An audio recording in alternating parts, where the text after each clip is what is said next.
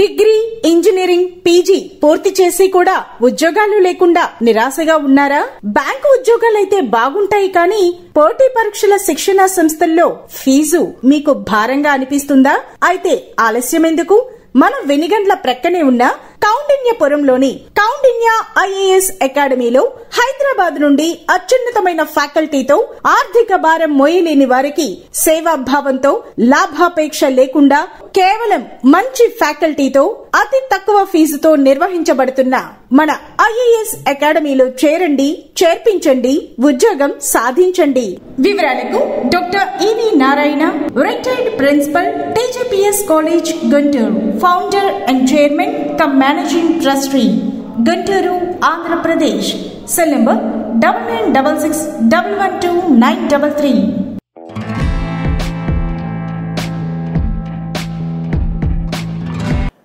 SHO AP TV ప్రేక్షకులకు నమస్కారం.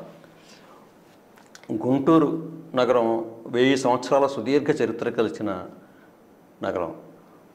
విద్య, వైద్యం, వ్యాపార రంగాల్లో మరి రాష్ట్రంలో ఓ తలమానిక నగరంగా ప్రసిద్ధి చెందింది. మరి 3వ అత్యధిక జనాభా కలిగిన గుంటూరు నగరం స్వతంత్రానంతరం 4-5 దశాబ్దాలు విద్యా, వైద్య రంగాలకి ముఖద్వారంగా ఉండి ప్రజలకు సేవ చేస్తుంది. ఈరోజు అన్ని నగరాల్లో అభివృద్ధి చెంది ఉండవచ్చు. మరి గుంటూరు నగరం దాని ప్రత్యేకత నేటికి అది కొనసాగుతూనే ఉంది. ముఖ్యంగా మరి ఆంధ్రప్రదేశ్ కళల రాజధాని అమరావతి నగరానికి సిఆర్డిఏ లిమిట్స్లో సిఆర్డిఏ చట్టం ప్రకారము గుంటూరు నగరం కూడా మరి ఆ పరిధిలో ఉన్నది. ముఖ్యంగా ఈరోజు గుంటూరు ప్రజల్లో శంకర్ విలాస్ ఫ్లైఓవర్ నిర్మాణంపై చాలా ఆసక్తి, కొంత ఆందోళన కూడా నెలకొని ఉన్నది. మరి ఈ విషయంపై చర్చించడానికి ఈరోజు సీనియర్ ఆడిటర్, విభజన హామీల సాధన కోసం కావచ్చు, ముఖ్యంగా రాజధాని పరిరక్షణ ఉద్యమంలో కావచ్చు, మరి వారు ప్రముఖ పాత్ర పోషించి ఉన్నారు. వారిని గురించి అనేక విషయాలు తెలుసుకుందాము.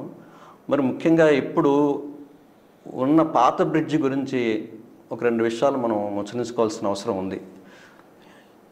1956లో ఇప్పుడు ఉన్న శంకర్ విలాస్ ఫ్లైఓవర్ బ్రిడ్జి నిర్మాణం మొదలై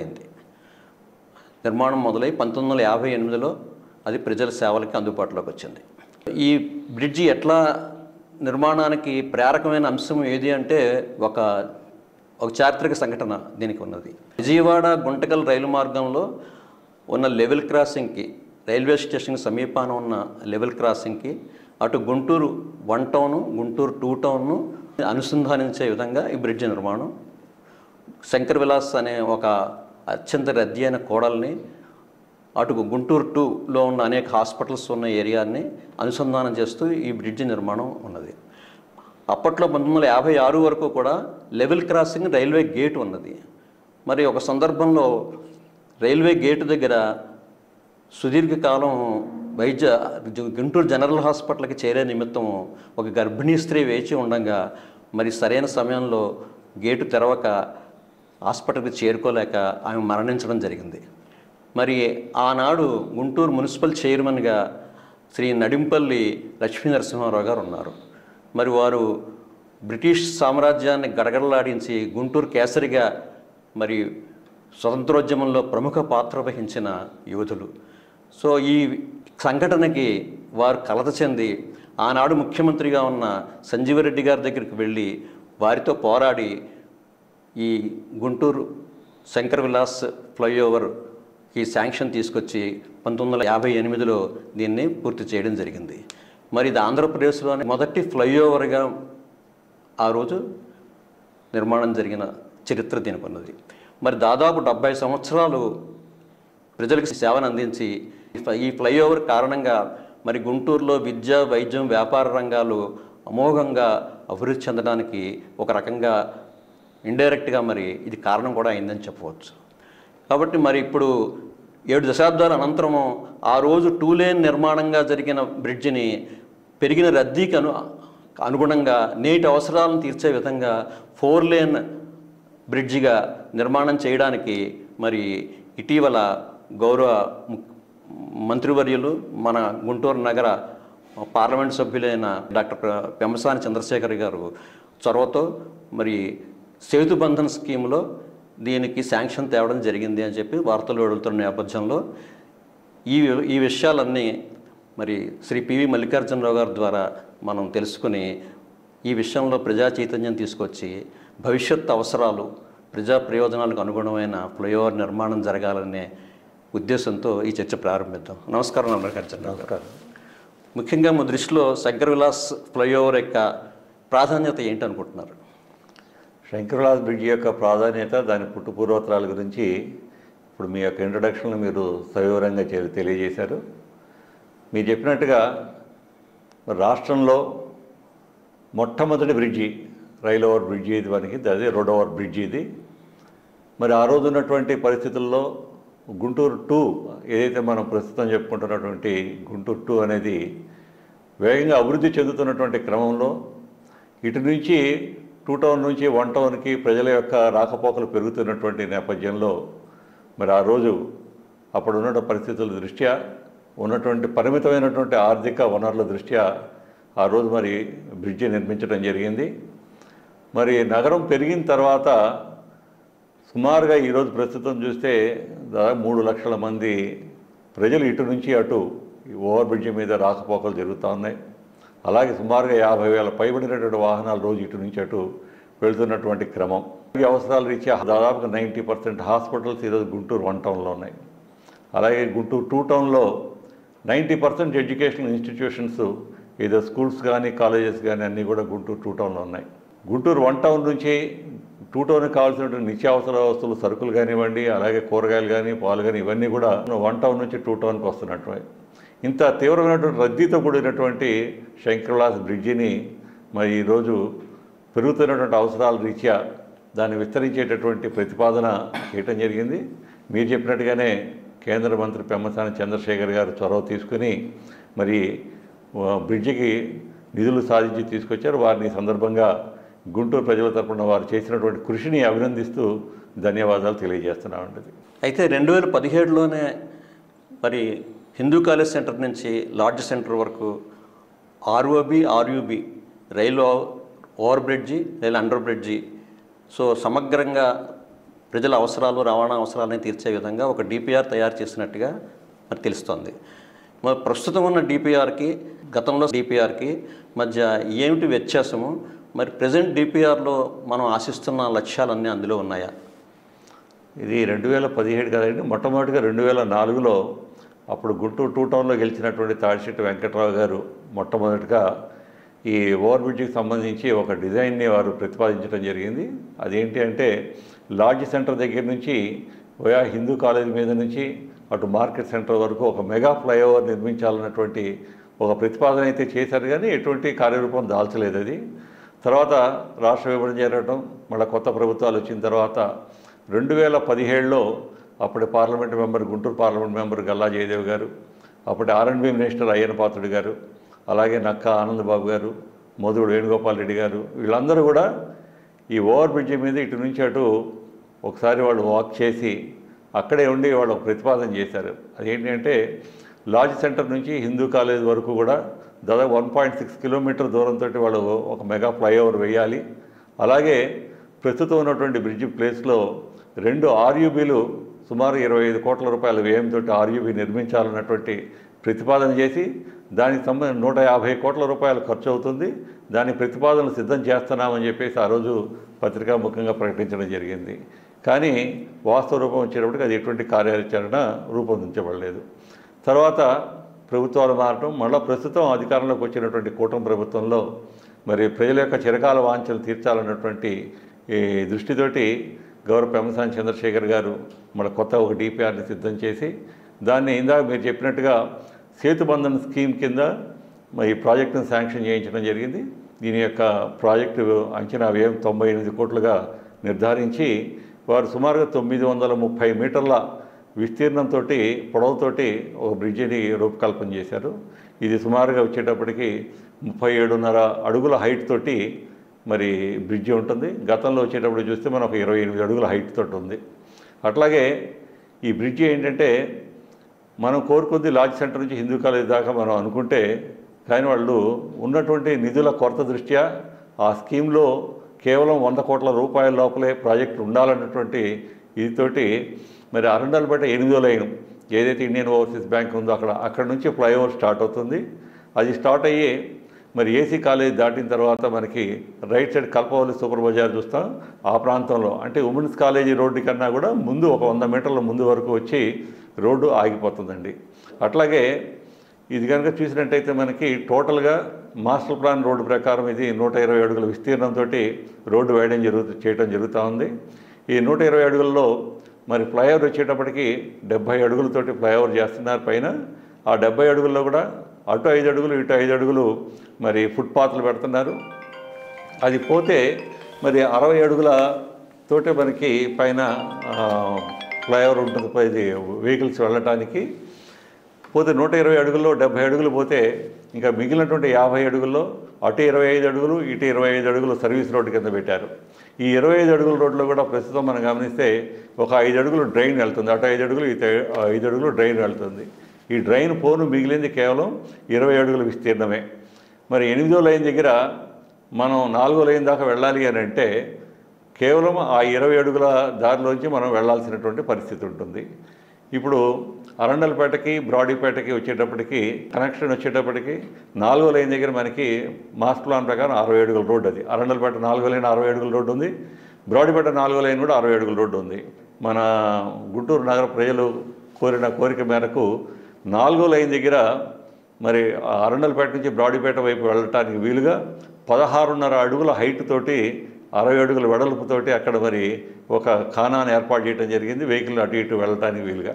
అలాగే 5వ లైన్లో మరి 11.5 అడుగుల హైట్ తోటి మరి 42 అడుగుల వెడల్పుతోటి రాకపోకలు చేయడానికి కూడా అక్కడ తూముని ఏర్పాటు చేయడం జరిగింది. అది ఇక్కడ బ్రిడ్జిలో వచ్చేటప్పటికి ప్రధానమైనటువంటి అంశము అందరినీ వేధిస్తున్నటువంటి సమస్య ఏంటి అంటే బ్రిడ్జి మనకి కింద ఎర్త్ వచ్చేటప్పటికి కింద మనం ప్రస్తుతం కనుక బ్రిడ్జిని పరిశీలించినట్టయితే ఆ బ్రిడ్జి కింద మనకి సపోర్ట్గా గోడలు వస్తూ ఉన్నాయి. ఆ గోడల కింద మనకి కొన్ని ప్రభుత్వ కార్యాలయాలు కానీ వేరే అసోసియేషన్స్ కానీ రన్ చేస్తున్నారు. అదేవిధంగా ప్రతిపాదించబడినటువంటి కొత్త బ్రిడ్జిలో కూడా 8వ లైన్ దగ్గర నుంచి 4వ లైన్ వరకు కూడా బ్రిడ్జి కింద అడ్డంగా గోడ వస్తుంది. అలాగే 8వ లైన్ నుంచి ఇటు అరండల్పేట నుంచి బ్రాడీపేట వైపు వెళ్ళడానికి కూడా అవకాశం లేదు. అది 4వ లైన్ తర్వాత నుంచి 1వ లైన్ వరకు కూడా పిల్లర్స్ వస్తున్నాయి. అలాగే అటుపక్కకి వెళ్ళిన తర్వాత అటు బ్రిడ్జి ల్యాండ్ అయ్యేటటువంటి కల్పవల్లి సూపర్ బజార్ దగ్గర నుంచి గవర్నమెంట్ జనరల్ హాస్పిటల్ వరకు కూడా బ్రిడ్జి కింద అడ్డంగా గోడ వస్తూ ఉంది. సో ఈ గోడ రావటం మూలన ప్రధానమైనటువంటి సమస్య ఏంటి అంటే జనరల్ హాస్పిటల్కి వెళ్ళాలన్నా అటు ఏసీ కాలేజీకి వెళ్ళాలన్నా కానీ సరే మనం ఫ్లైఓవర్ దిగిన తర్వాత ఆ కల్పవల్లి సూపర్ బజార్ దగ్గరికి వెళ్ళి ఏదైతే సర్వీస్ రోడ్డు ఉందో 20 అడుగుల సర్వీస్ రోడ్డు, ఆ సర్వీస్ రోడ్డు దగ్గర యూటర్న్ తీసుకుని ఏసీ కాలేజీ మీదుగా జనరల్ హాస్పిటల్కి రావడం ఒక మార్గము. రెండోది ఉమెన్స్ కాలేజ్ సర్కిల్ దగ్గర యూటర్న్ తీసుకుని అటు సెయింట్ జోసెఫ్ హాస్పిటల్ మీద నుంచి జనరల్ హాస్పిటల్లోకి వెళ్ళే విధానం. ఏదైనా సర్వీస్ రోడ్డు కేవలం 20 అడుగులు ఉండటం వలన మరి ప్రధానంగా అటు పక్కన చూస్తే సెయింట్ జోసెఫ్ హాస్పిటల్ ఉంది, సెయింట్ జోసెఫ్ స్కూల్ ఉంది, అలాగే చర్చి ఉంది. ఇటు పక్కన ఏసీ కాలేజ్ ఉంది, జనరల్ హాస్పిటల్ ఉంది, మార్చరీ ఉంది. ఈ ఏసీ కాలేజీని దాటుకుని హాస్పిటల్లోకి వెళ్ళాలంటే కేవలం ఆ 20 అడుగుల మార్గంలో వెళ్ళాలి అంటే ఏదైనా అంబులెన్సులు కానీ ఏదైనా వెహికల్స్ కానీ చాలా కష్టతరమైనటువంటి పని. ఈరోజు చూస్తున్నాం మనం ప్రభుత్వ నివేదికల ప్రకారం ప్రతి 10 మంది పేషెంట్స్ని హాస్పిటల్ తీసుకెళ్లేటటువంటి క్రమంలో అంబులెన్స్లోనే ఒకళ్ళు చనిపోతున్నటువంటి పరిస్థితి ఉంది. అలాగే ఒక గోల్డెన్ అవర్ కాన్సెప్ట్ ఉంది.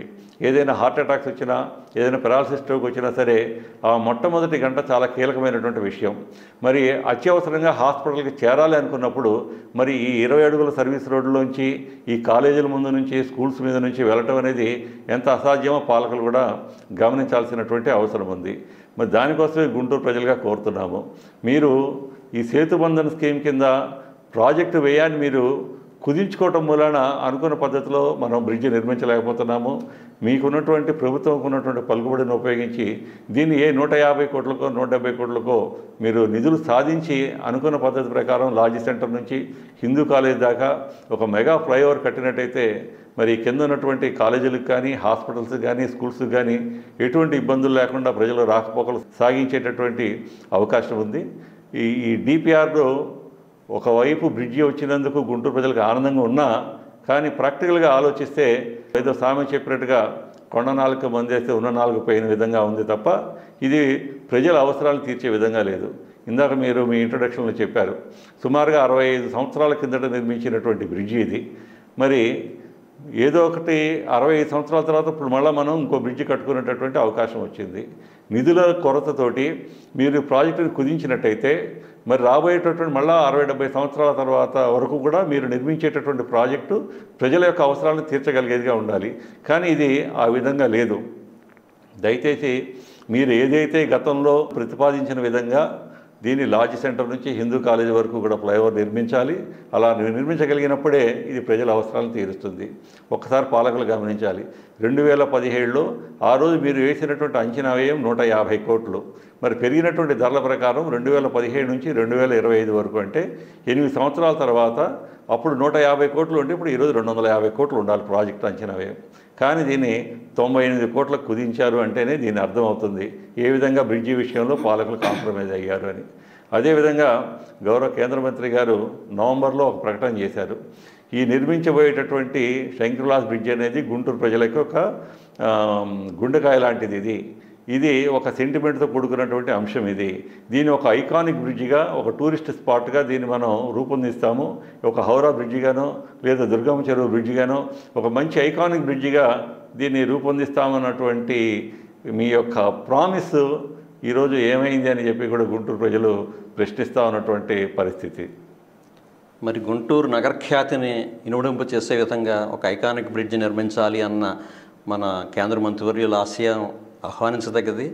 మరి ఒక 3 తరాల పాటు మళ్ళీ ఒక 75-80 సంవత్సరాలు ప్రజలకు సేవలు అందించే విధంగా భవిష్యత్తు అవసరాలని, బహుళ ప్రయోజనాలని దృష్టిలో పెట్టుకుని ఇప్పుడు తయారు చేసిన డిపిఆర్ లేదు అనేది ఒక నిరాశ మరి ప్రజల్లో ఉన్న నేపథ్యంలో మీరు చెప్పిన విధంగా అనేక సమస్యలకి ఒక ఆల్టర్నేటివ్ పరిష్కారంగా ముందు ఆర్యూబీ కనుక నిర్మాణం చేసినట్టయితే, రోడ్ అండర్ బ్రిడ్జి కనుక నిర్మాణం చేసినట్టయితే మరి బ్రాడీపేట, అరండల్పేట, కోబాల్పేట అనేక ప్రాంతాల రెసిడెన్షియల్ ఏరియాలన్నీ ఇటు ఉన్నాయి. మరి బ్రిడ్జి రైల్వే లెవెల్ క్రాసింగ్ దాటగానే అటు నిత్యం వేలాది మంది సామాన్య ప్రజలు వచ్చిపోయే గుంటూరు జనరల్ హాస్పిటల్ కానీ, సెయింట్ జోసెఫ్ కానీ, రమేష్ హాస్పిటల్ కానీ, మరి అనేక కొత్తపేటలో ఉండే అనేక సూపర్ స్పెషాలిటీస్ హాస్పిటల్స్ కానీ, అలాగే విద్యాలయాలు ఉమెన్స్ కాలేజీ కానీ, ఏసీ కాలేజీ కానీ, హిందూ కాలేజీ కానీ, సెయింట్ జోసెఫ్ నర్సింగ్ స్కూల్ కానీ, మరి మొత్తం అంతా కూడా రెసిడెన్షియల్ ఏరియాలు ఇటు, అలాగే అటు న్యాయ కాంప్లెక్స్ కోర్టులు కానీ, కలెక్టర్ ఆఫీసులు కానీ. సో నిత్యం ప్రజలు లక్షలాదిగా మరి ఉదయం సాయంత్రం వెళ్ళే విధంగా, ముఖ్యంగా అంబులెన్సులు తిరగడానికి వీలైన విధంగా, హాస్పిటల్స్కి చేరే విధంగా, విద్యార్థులు శ్రమ లేకుండా విద్యాలయాలకు చేరే విధంగా ఆర్యూబీ నిర్మాణం జరగాలి అని చెప్పి మరి గతంలో తయారు చేసిన డిపిఆర్లో ఆర్యూబీతో కూడిన ఆర్ఓబీ నిర్మాణానికే మరి వాళ్ళు డిపిఆర్ తయారు చేసిన విధంగా ప్రస్తుతం ఆర్యూబీ మీద ప్రజలు చాలా పట్టుదలతో ఉన్నారు. ఆర్యూబీ ఫస్ట్ జరిగినట్టయితే స్వల్పకాల వ్యవధిలో ఆర్యూబీ నిర్మాణం జరిగిన తర్వాత ఆర్ఓబీకి సుదీర్ఘకాలం పట్టే సమయం కాబట్టి ముందు ప్రజల రవాణా ప్రతిబంధకం ఏర్పడకుండా కొనసాగే అవసరాలు తీర్చే విధంగా ముందు ఆర్యూబీ నిర్మాణం ఉండాలి అని ప్రజలందరూ వాంఛిస్తున్నారు. సో ఆర్యూబీకి ఉండే అవకాశాలు ఏమిటి, ఆర్యూబీ ఏ రకంగా ప్రజల అవసరాలను తీర్చగలుగుతున్నారు?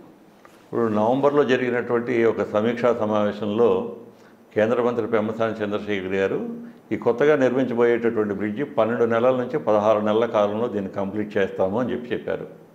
కానీ ఈరోజు ఈ టెండర్ షెడ్యూల్లో వాళ్ళు నిర్దేశించినటువంటి సమయం 2 సంవత్సరాల కాలం.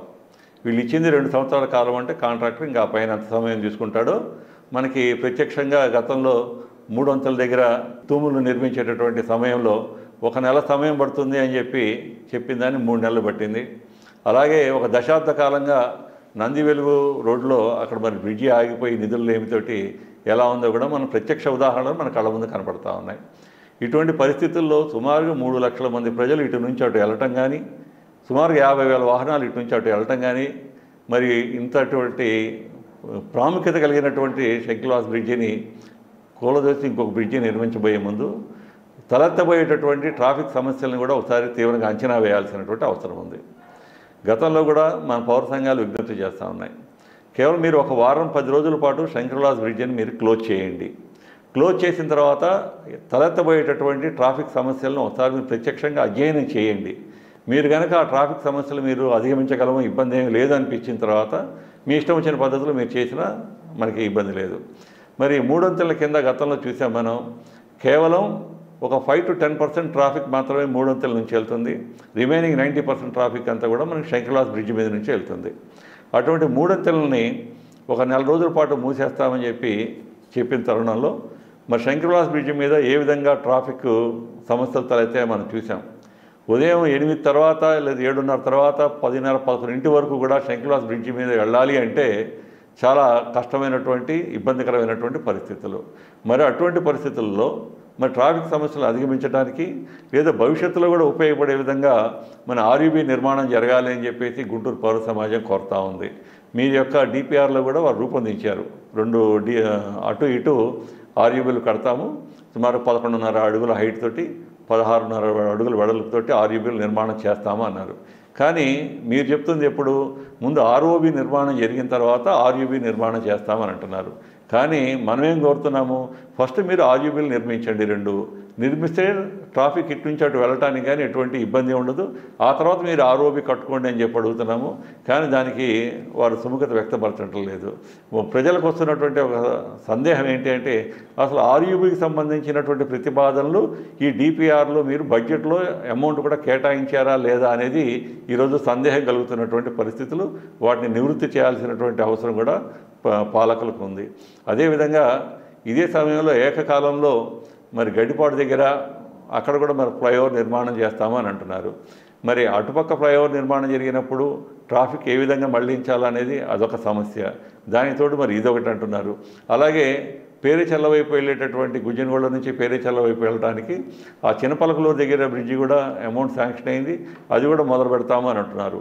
అలా గుంటూరు నగరం నుంచి వెలుపలికి వెళ్ళేటటువంటి అన్ని మార్గాలు కూడా మీరు క్లోజ్ చేసేస్తే ట్రాఫిక్లో తలెత్తబోయేటటువంటి సమస్యలు కూడా అర్థం చేసుకోవాలి.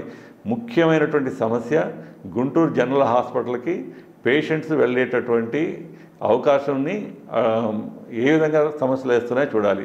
మనం కోవిడ్ పాండమిక్ సిచ్యువేషన్లో కూడా చూసాం.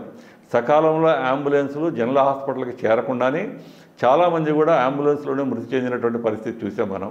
ఈరోజు భారతదేశంలో ప్రధానమైనటువంటి సమస్య ఏంటి అంటే, ట్రాఫిక్ సెన్స్ ప్రజల్లో లేకపోవటం మూలాన అంబులెన్సులు కూడా దారి ఇచ్చేటటువంటి పరిస్థితులు లేవు.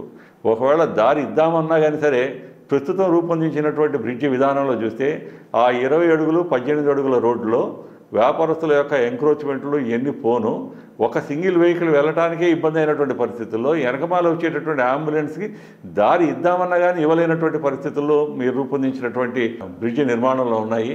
సో మరి ఇన్ని లోపభూయిష్టమైనటువంటి ఈ బ్రిడ్జిని మీరు తాత్కాలికంగా వాయిదా వేసైనా కానీ సరే మరిన్ని నిధులు తీసుకుని వచ్చి దీన్ని పరిపూర్ణంగా చిరకాలం రాబోయేటట్టు 60-70 సంవత్సరాల గుంటూరు ప్రజల యొక్క అవసరాలను తీర్చే విధంగా ఉండాలి. మరొకమైనటువంటి ముఖ్య విషయం, కొత్తగా నిర్మాణం అవుతున్నటువంటి అమరావతి రాజధానిలో గుంటూరు నగరం కూడా ఒక ట్విన్ సిటీస్లో ఒక భాగం ఇది. రాజధాని అమరావతికి వెళ్ళటానికి మరి గుంటూరు 1 టౌన్ నుంచి ఈ బ్రిడ్జి మీద నుంచే 2 టౌన్ మీదుగా మరి అమరావతి వెళ్లాల్సినటువంటి ప్రధానమైనటువంటి బ్రిడ్జి ఇది. ఇప్పుడు ఈ విషయాలన్నీ అర్థం చేసుకుంటే, అటు హిందూ కాలేజ్ సెంటర్ నుంచి లాడ్జ్ సెంటర్ వరకు ఫ్లైఓవర్ కానీ, అలాగే హాస్పిటల్స్ వీటన్నిటికీ తగు సమయంలో చేరే విధంగా ఆర్యూబీ నిర్మాణం కానీ, ముఖ్యంగా బ్రాడీపేట అరణ్యపేట డిస్కనెక్ట్ కాకుండా అనుసంధానం పూర్తిగా ఇప్పుడున్న విధానంగా దెబ్బతినకుండా ఉండే అవసరం దృష్ట్యా కానీ, మరి 2017లో ఏ డిపిఆర్ అయితే ఇచ్చారో ఆర్ఓబి ఆర్యూబీ నిర్మాణం అత్యవసరము, దీనికి ప్రత్యామ్నాయం లేదు అని చెప్పి ప్రజల్లో ఒక చర్చ జరుగుతుంది.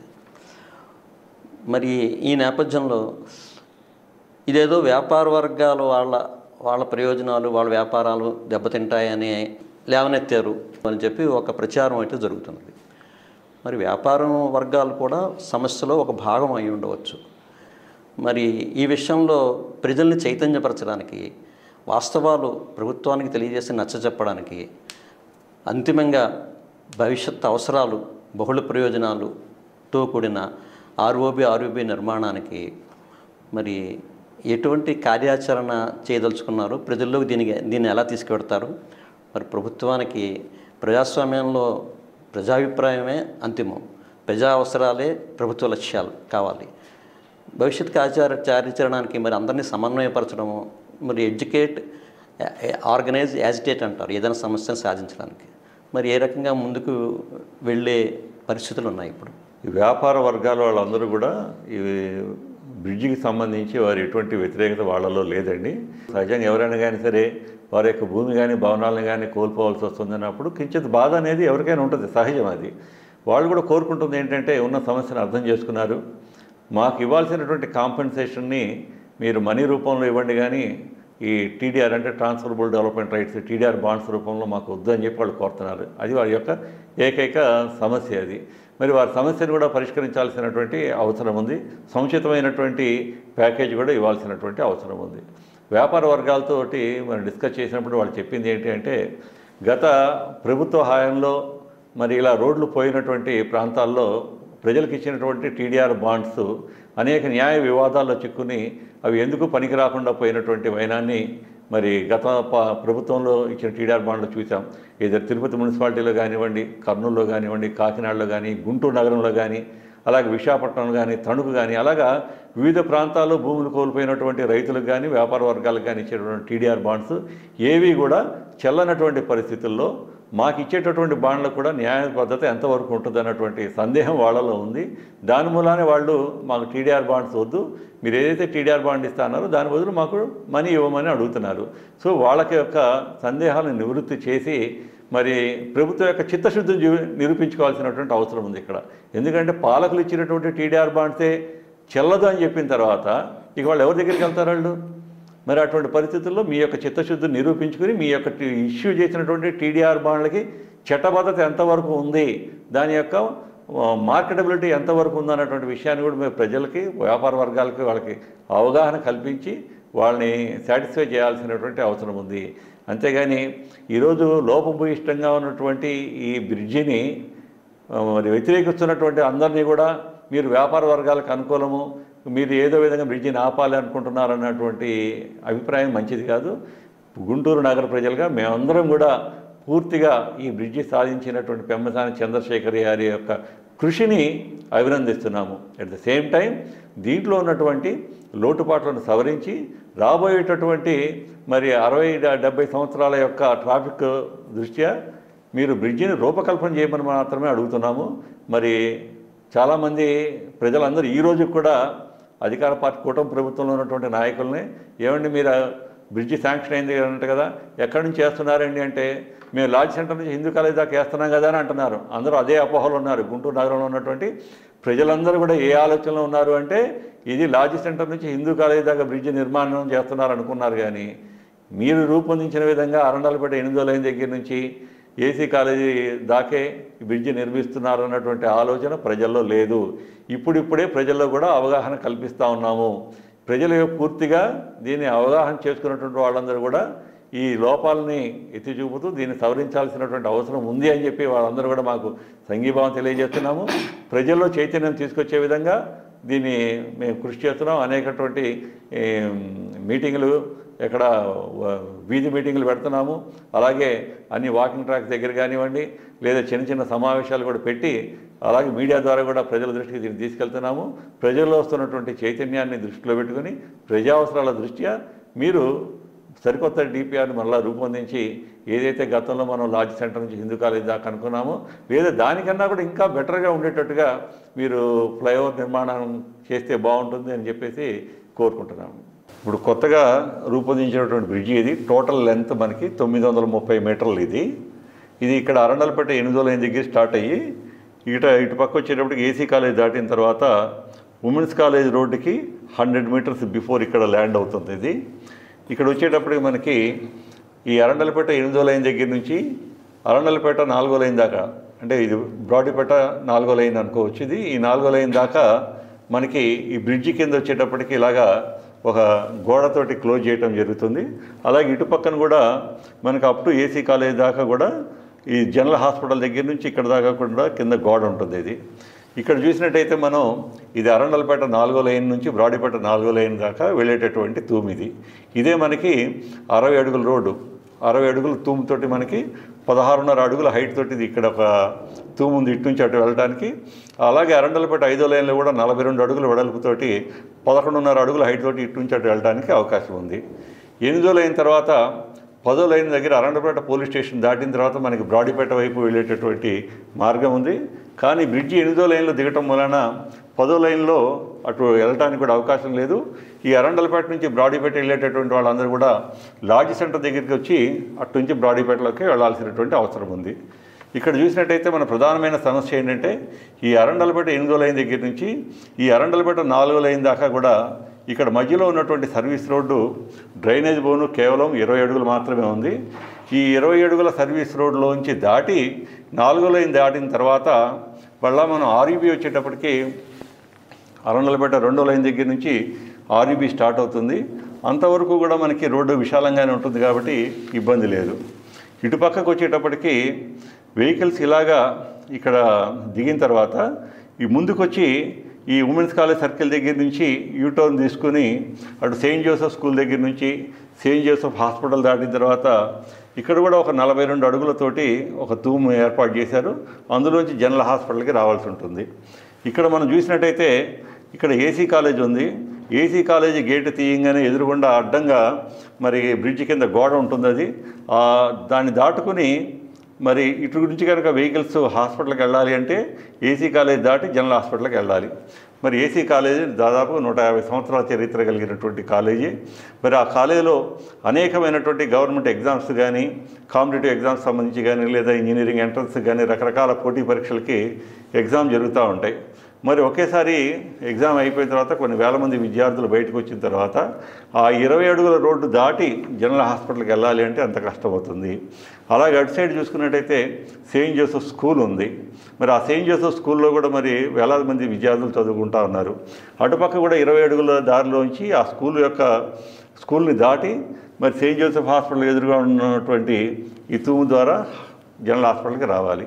మరి ఇంత సంక్లిష్టంగా ఉన్నటువంటి సర్వీస్ రోడ్లతోటి మరి వాహనాలు వెళ్ళాలని చాలా ఇబ్బంది ఉంది. కాబట్టి ఈరోజు పౌర సమాజం కోరుకుంటుంది ఏంటి అంటే సర్వీస్ రోడ్లు అనేవి కనీసం 30 అడుగులు ఉండాలి. అలా 30 అడుగులు కనీసం ఉంటేనే మరి ఈ జనరల్ హాస్పిటల్కి వెళ్ళటానికి కానీ లేదా ఏసీ కాలేజీకి వెళ్ళటానికి సెయింట్ జోసెఫ్ హాస్పిటల్ కానీ ఎన్నిటికి వెళ్ళటానికి అవకాశం ఉంటుంది. అలాగే ఈ పైనుంచి వచ్చేటటువంటి వాహనాలు అరండలపేట 8వ లైన్ దగ్గర ఉన్నటువంటి ఈ 20 అడుగుల సర్వీస్ రోడ్లోంచి రావాలి. ఈరోజు చూస్తున్నాం మనం ఏదైనా పబ్లిక్ ఎన్క్రోచ్మెంట్స్ చాలా ఉంటున్నాయి. వీధి వ్యాపారస్తులు చాలామంది ఉంటున్నారు. ఈ 20 అడుగుల రోడ్లోనే ఆ ఎదురుగా ఉన్నటువంటి షాపుల్లో వాళ్ళు ఎవరు కూడా వెహికల్స్ బయట పెట్టకుండా ఉంటే ఆ 20 అడుగులు క్లియర్గా ఉంటుంది. ఎవరైనా ఒక షాప్ అడ్డం పెట్టినా కష్టంగానే ఉంటుంది. ఈరోజు గుంటూరులో చూస్తే దాదాపు 20,000 పైన ఆటోలు ఉన్నాయి. మరి లాడ్జ్ సెంటర్ నుంచి బయలుదేరినటువంటి ఆటోలు ఎక్కువ సర్వీస్ ఆటోలు ఉంటున్నాయి. ఈ సర్వీస్ ఆటోలు అన్నీ కూడా ఏంటంటే ప్రయాణికులను ఎక్కించుకోవాలి కాబట్టి ఈ 8వ లైన్లో ఉంచి ఇట్లాగే ఈ సర్వీస్ రోడ్లో నుంచి వచ్చి ఇటే వెళ్తారు వీళ్ళందరూ కూడా. మరి ఇటువంటి పరిస్థితుల్లో సర్వీస్ రోడ్లోని ఖచ్చితంగా 30 అడుగులు ఉండాల్సిందే. అవసరమైతే 120 అడుగుల మాస్టర్ ప్లాన్ని మీరు 130 అడుగులు చేయండి, 140 అడుగులు చేయండి, కానీ ప్రజల యొక్క అవసరాల విషయంలో మీరు కాంప్రమైజ్ కావద్దని చెప్పి విజ్ఞప్తి. మరి పౌర సమాజం సూచనలు అభిప్రాయాలని మన్నించి మరి ఈ సమస్యల గౌరవ ముఖ్యమంత్రి గారు కూడా దృష్టి పెట్టాలని ఆశిద్దాము. మరి వారు కూడా తలుచుకున్నట్టయితే గుంటూరు నగరాన్ని అమరావతి క్యాపిటల్ సిటీకి అనుసంధానం చేసే ఈ కీలకమైన శంకర్ విలాస్ ఫ్లైఓవర్ బ్రిడ్జి నిర్మాణంలో ఒక 40-50 కోట్ల అవసరమైతే మరి ముఖ్యమంత్రి గారు కేంద్ర ప్రభుత్వం ఉదారంగా వ్యవహరించి Guntur CRDA capital region development అథారిటీలో మరి సిఆర్డిఏ చట్టంలో భాగంగా గుంటూరు నగరం కూడా ఉంది. గుంటూరు నగరాన్ని క్యాపిటల్ సిటీ అమరావతి నగరంతో అనుసంధానించే ఒక కీలకమైన శంకర్ విలాస్ బ్రిడ్జి ఎడల మరి కేంద్ర ప్రభుత్వం రాష్ట్ర ప్రభుత్వం పరిపూర్ణమైన శ్రద్ధ వహించి భవిష్యత్ అవసరాలు బహుళ ప్రయోజనాలను దృష్టిలో పెట్టుకుని ప్రజలందరూ కోరుతున్న విధంగా ఆర్యూబీ నిర్మాణం తక్షణం చేపడతారని అందుకు వారు పునరాలోచన తప్పకుండా చేసి ప్రజల అభిప్రాయాన్ని మన్నిస్తారని ఆకాంక్షిద్దాం.